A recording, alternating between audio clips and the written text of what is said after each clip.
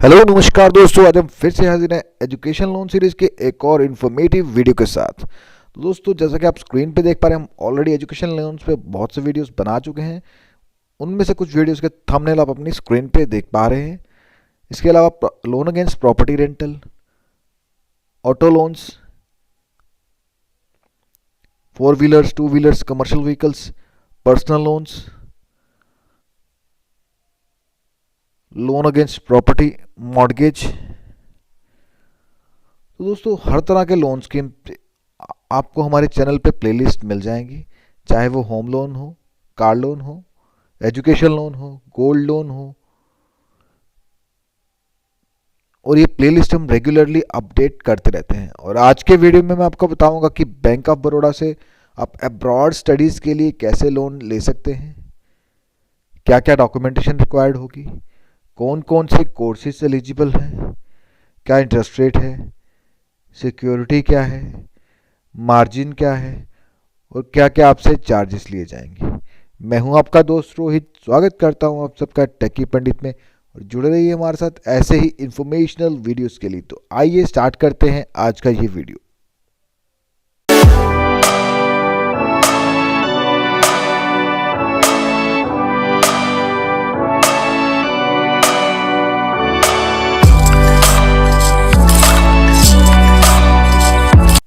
तो दोस्तों, मैं आपको इंट्रोडक्शन में ही बता चुका हूं कि इस लोन को आप अब्रॉड स्टडीज़ के लिए अवेल कर सकते हैं। कोई भी इंडियन नेशनल जिसकी एडमिशन सिक्योर होगी हो किसी प्रोफेशनल या टेक्निकल कोर्स में अब्रॉड, तो एंट्रेंस टेस्ट या मेरिट, तो वो लोग इस लोन स्कीम के लिए एलिजिबल हैं। तो हर तरह के कोर्सेज, चाहे वो ग्रेजुएशन हो, पोस्ट ग्रेजुएशन हो, courses conducted by Seema London, और डिप्लोमा या degree courses in aeronautical engineering या पायलट ट्रेनिंग या शिपिंग में, प्रोवाइडेड कि ये कोर्सेज जो हैं हमारे लोकल एविएशन से, लोकल शिपिंग अथॉरिटी से और डीजीसीए से अप्रूव्ड हों, ताकि आपको इंडिया में भी इजीली जॉब मिल पाए।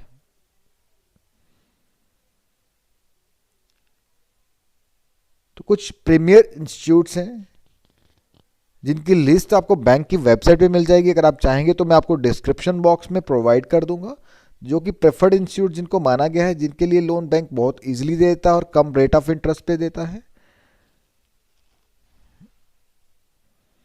बट इस लिस्ट में अगर कुछ कॉलेजेस नहीं है तो उनके लिए भी लोन मिलेगा, आप चिंता ना करें। तो क्वांटम लोन का कितना रहेगा, मैक्सिमम लोन अमाउंट आपको स्कीम में कितना दिया जाएगा। अगर आपकी जो इंस्टीट्यूट है वो इस प्रीमियर लिस्ट में है तो आपको 80 लाख तक का लोन दिया जाएगा। अगर आपका जो इंस्टीट्यूट है नहीं है इस लिस्ट में, तो मैक्सिमम जो दिया जाएगा वो 60 लाख है। बट ये जो अमाउंट्स हैं ये मैक्सिमम है दोनों केसेस में, 80 लाख, 60 लाख। ऐसा नहीं है कि कोई भी अगर लोन मांगेगा तो उसको सीधा 80 लाख ही ऑफर किया जाएगा, 60 लाख ऑफर किया जाएगा। ये नीड बेस्ड होता है, ये डिपेंड करता है आपकी कॉलेज की क्या फीस स्ट्रक्चर है। कॉलेज एक स्केड्यूल ऑफ एक्सपेंसेस देता है, उसी स्केड्यूल के हिसाब से बैंक जो है वो पैसा डिसबर्स करता है। तो ये डिपेंड करता है आपके नीड पे। तो जिस तरह की आपकी नीड होगी उसी तरीके से आपको लोन दिया जाएगा। बट मैक्सिमम जो बेंचमार्क्स हैं वो आपको बता दिए गए हैं, 80 लाख एंड 60 लाख। एक्सपेंसेस कौन कौन से कवर्ड होने वाले हैं इस लोन स्कीम में, तो कॉलेज, इंस्टीट्यूशन, यूनिवर्सिटी को दी जाने वाली फ़ीस, लाइब्रेरी फ़ी, लेबॉर्ट्री फ़ी, अगर आप कोई इक्विपमेंट्स परचेज करना चाहते हैं, इंस्ट्रूमेंट्स अपने कोर्स को करने के लिए, इसके अलावा personal computers, laptops, caution deposit, building fund, refundable deposit. But ये सारे जो डिपॉजिट हैं ये 10% से ज़्यादा एक्सीड नहीं करना चाहिए ट्यूशन फीस के।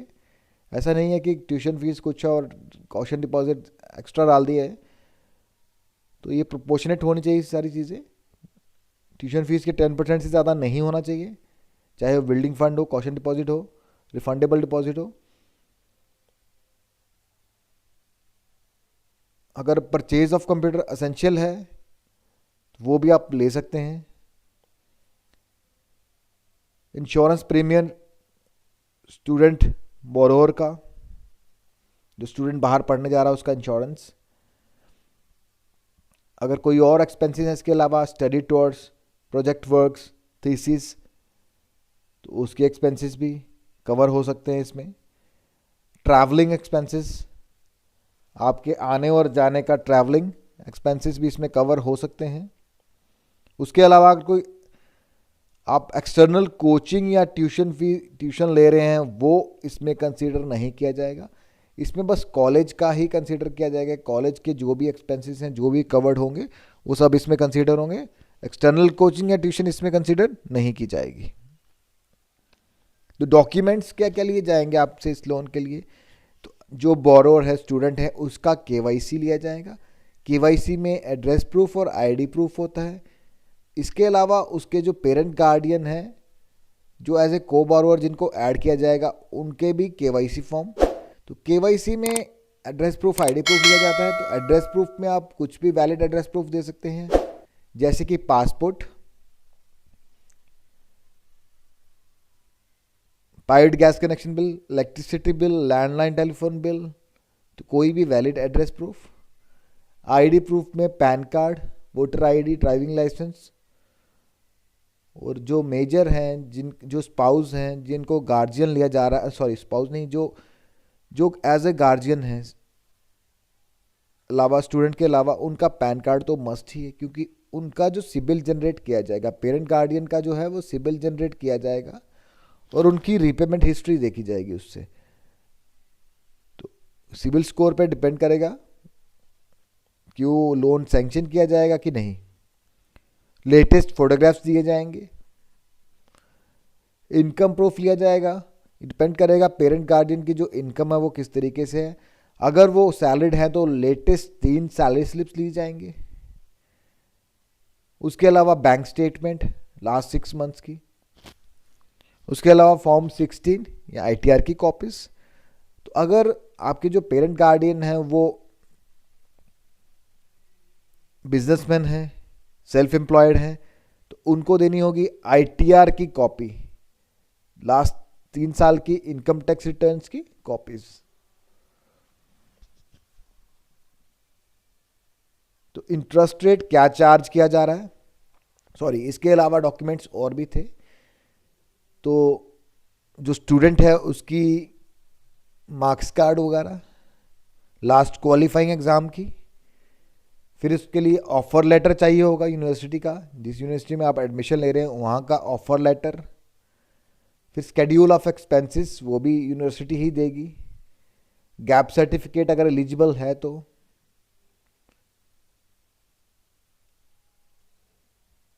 यही मेजर डॉक्यूमेंट्स हैं, ये रिक्वायर्ड होंगे। उसके अलावा इंटरेस्ट रेट क्या चार्ज कर रहा है बैंक ऑफ बड़ौदा आपसे। अगर तो आपका जो इंस्टीट्यूट है जहाँ से आप लोन ले रहे हैं वो प्रीमियर इंस्टीट्यूट्स की लिस्ट में है, तो रेट ऑफ इंटरेस्ट आपको लगेगा 6.85 प्लस 1.50।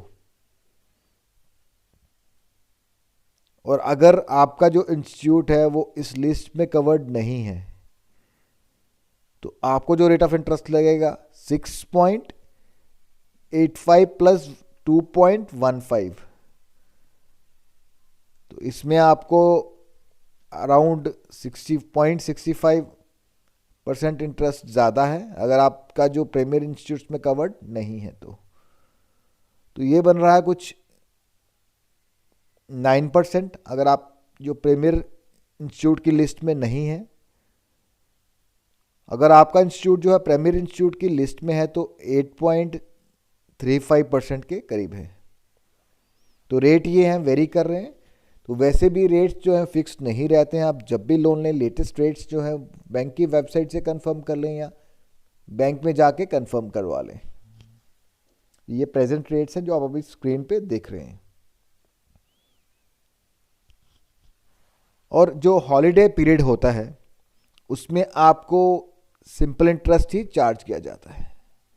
अब हॉलीडे पीरियड क्या होता है ये मैं आपको आगे वीडियो में बताऊंगा।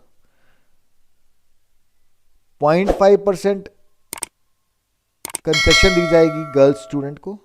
अगर कोई गर्ल स्टूडेंट है तो उनको 0.5% यानी कि 0.5% की कंसेशन दी जाएगी, जितना भी रेट उनका बनेगा। Penal interest over due amount, for example अगर आपका अमाउंट कुछ ओवर ड्यू है, आप लोन की ईएमआई नहीं भर रहे हैं या डिले कर रहे हैं, तो डिले पीरियड के लिए आपको पीनल इंटरेस्ट लगाया जाता है। तो जितना भी इंटरेस्ट आपको चार्ज हो रहा है, फॉर एग्जांपल 9% चार्ज हो रहा है, तो +2 मिला के 11% आपको चार्ज होगा उस पीरियड के लिए, जिस पीरियड के लिए आपने डिफ़ॉल्ट किया है। तो बेटर है आपका ईएमआई टाइम पे दें। अगर ईएमआई डिले करेंगे तो आप पे इंटरेस्ट बर्डन और ज़्यादा बढ़ जाएगा। तो repayment period maximum 10 to 15 years, completion of moratorium period, तो मोराटोरियम पीरियड खत्म होने के बाद आपको 10 से 15 साल का टाइम दिया जाएगा। तो अगर आपका लोन 7.5 लाख तक है तो आपको 10 साल का टाइम दिया जाएगा आफ्टर मोराटोरियम, और अगर आपका लोन 7.5 लाख से ज़्यादा का है तो आपको 15 साल का टाइम दिया जाएगा मोराटोरियम पीरियड के बाद। तो मोराटोरियम पीरियड होता क्या है? मोराटोरियम पीरियड या हॉलीडे पीरियड जो होता है वो पीरियड होता है जिसमें यूजुअली आपको ईएमआई की छूट दी जाती है। उस पीरियड में आप ईएमआई स्किप कर सकते हैं, बट यूजुअली इंटरेस्ट सर्व करना पड़ता है।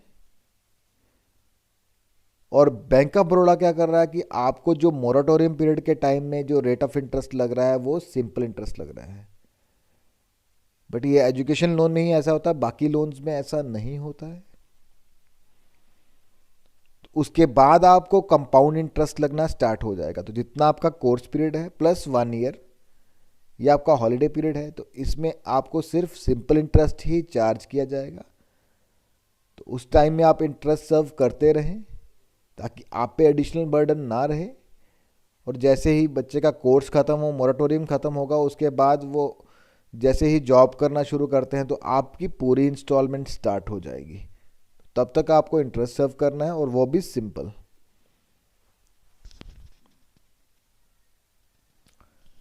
तो लोन सिक्योरिटी के लिए बैंक क्या करता है? अप टू 4 lakhs को obligation of parents, no security required. 4 lakh तक किसी तरह की सिक्योरिटी नहीं है। 4 लाख से लेके 7.5 लाख तक सिक्योरिटी, तो 7.5 लाख तक वैसे कोई नहीं है, क्योंकि 7.5 लाख तक अगर किसी भी बैंक के पास अगर आप जाते हैं तो वो उसमें गवर्नमेंट गारंटी होती है CGFSCL, तो उसमें किसी एक्सटर्नल गारंटी की ज़रूरत नहीं पड़ती।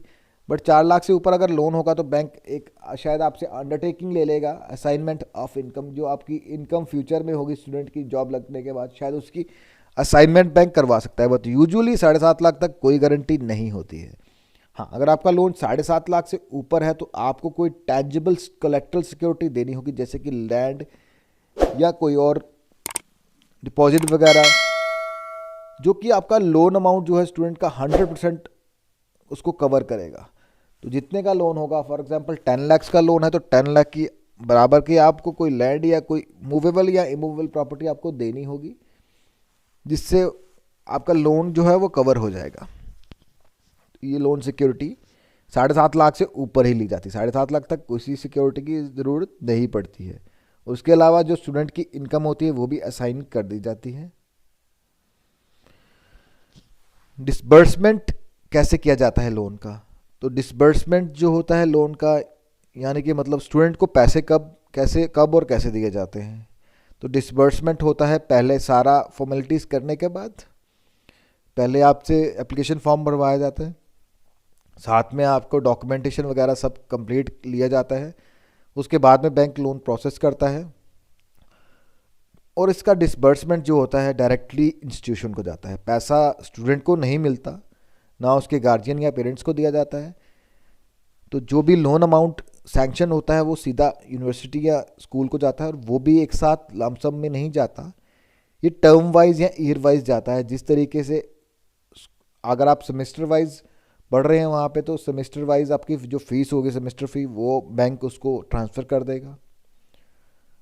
हॉस्टल की फ़ीस जो होगी जैसे डिमांड की जाएगी जिस तरीके से, उस तरीके से बैंक ट्रांसफ़र कर देता है। इवन कि बुक्स के लिए भी या इक्विपमेंट्स के लिए भी डायरेक्ट, अगर आप लैपटॉप ले रहे हैं तो डायरेक्ट वेंडर को ही बैंक पैसा भेजता है बिल लेने के बाद। और इनकेस जो स्टूडेंट जो है वो कॉलेज की हॉस्टल वगैरह फैसिलिटी नहीं अवेल कर रहा है, अपने अरेंजमेंट पे रह रहा है, तो लॉजिंग बोर्डिंग के जो चार्जेस हैं वो डायरेक्टली पे होंगे कंसर्न एस्टैब्लिशमेंट को, जहाँ भी वो रह रहे हैं। तो बैंक पहले वेरीफाई करेगा उनके बोनाफाइड्स कि वो जेन्युइन है कि नहीं। तो आप जहाँ भी रह रहे हैं उनको डायरेक्ट आपका जो बोर्डिंग लॉजिंग के एक्सपेंसेस हैं वो ट्रांसफ़र किए जाएंगे। तो अदरवाइज़ तो यूनिवर्सिटी को ही दिया जाता है जहाँ पे अगर आपने हॉस्टल वगैरह लिया है तो। बट ये वन गो में नहीं रहता है, जैसे जैसे आपकी फ़ीस, हॉस्टल फीस ड्यू होती है वैसे वैसे ही बैंक ट्रांसफ़र कर देता है। उससे आपको भी फ़ायदा रहता है कि लमसम में अगर आप दे देंगे तो फर्स्ट डे से ही आपका सारा इंटरेस्ट स्टार्ट हो जाएगा। बट ये पैसा स्टेजेस भी दिया जाता है और जितना जितना पैसा डिसबर्स होता है उतने पे इंटरेस्ट लगना स्टार्ट हो जाता है। तो मार्जिन क्या रहेगा इस लोन स्कीम के लिए? तो अगर आपका जो इंस्टीट्यूट है वो प्रीमियर इंस्टीट्यूट है, उस लिस्ट में है, तो कोई भी मार्जिन नहीं है रिस्पेक्टिव ऑफ लोन अमाउंट। तो अगर आपका इंस्टीट्यूट है वो लिस्ट में नहीं है प्रीमियर इंस्टीट्यूट की, तो 4 लाख तक तो कोई मार्जिन नहीं है। 4 लाख से ज़्यादा अगर आपका लोन है तो 10% मार्जिन होगा। तो मार्जिन वो पैसा होता है जो आपको खुद से देना पड़ता है। फॉर एग्जांपल अगर आप 10 लाख का लोन ले रहे हैं तो 1 लाख आपको खुद से देना पड़ेगा और 9 लाख जो है वो बैंक देगा। तो चार्जेस क्या रहेंगे इस स्कीम के लिए? 1% of the loan amount, maximum 10,000। और ये चार्जेस जो हैं वो आपको रिफंड कर दिए जाएंगे after first disbursement of loan.